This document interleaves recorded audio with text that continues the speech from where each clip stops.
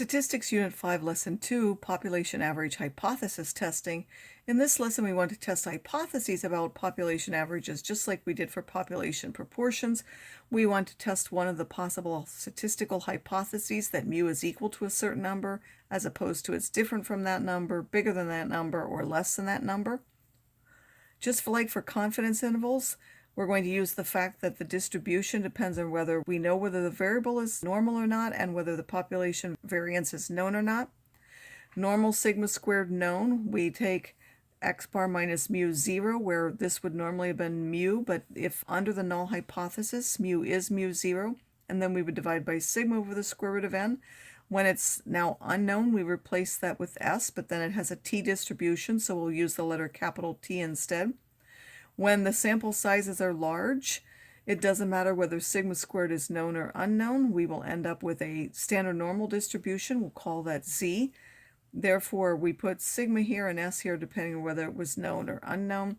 This one would be exactly standard normal. This one would be exactly t with n minus 1 degrees of freedom. These two would be approximate, assuming that the sample size is large enough, meaning bigger than 30.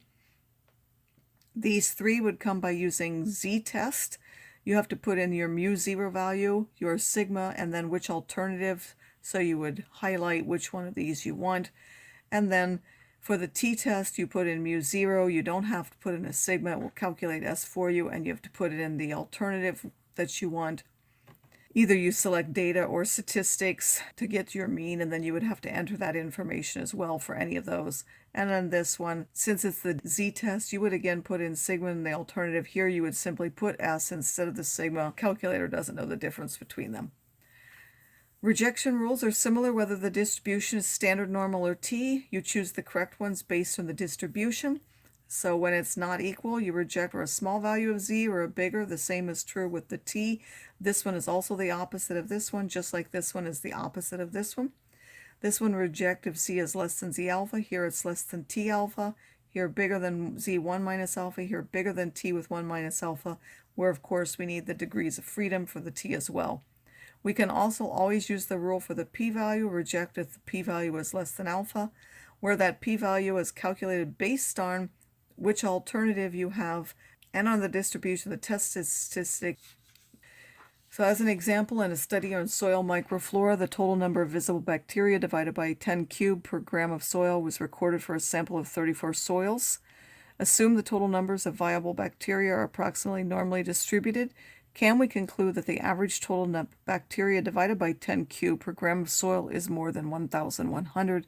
Use the level of significance of 0.1. The variable is the total number of viable bacteria divided by 10 cubed per gram of soil.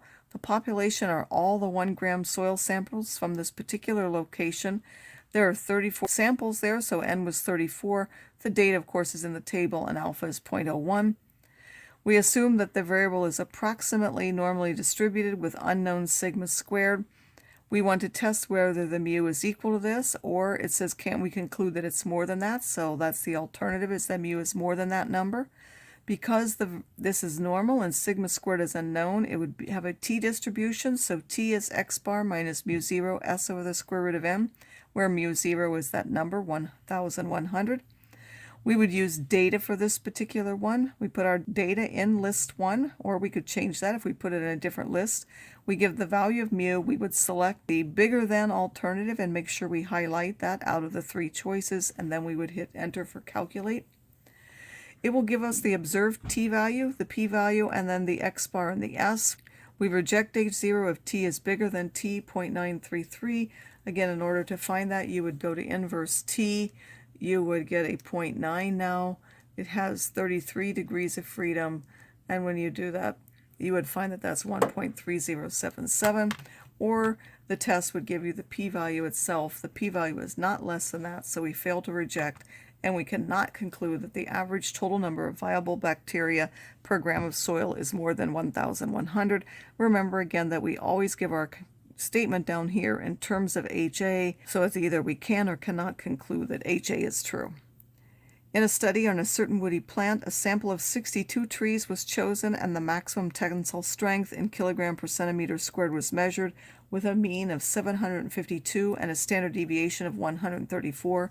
If we cannot assume a normal distribution, can we conclude that the average maximum tensile strength of such trees is less than 800?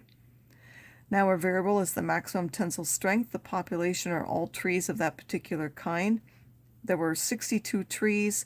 The mean was given as 752. The standard deviation, and we know this is for the sample because this is in the statement for the sample, so that's the value of S, and alpha is 0.1. We assume that the variable is not normal because it says you can't assume that. Sigma squared is unknown, but we do have a large sample size, so we will be able to use the approximation by the central limit theorem. We want to test whether mu is equal to 800 as opposed to mu being less than 800. The test statistic will now be a z with s over the square root of n, and mu 0 is the number 800. The observed we get by doing the z-test. We would pick stats here instead of data. We would put in mu 0 as 800. Sigma was 134, even though that's actually s. The x bar value and the n value, and then choose the less than hypotheses. We get an observed value of minus 2.82 and a p-value of 0.002397. We would reject with this alpha if it were less than minus 1.282, or if the p-value was less than that.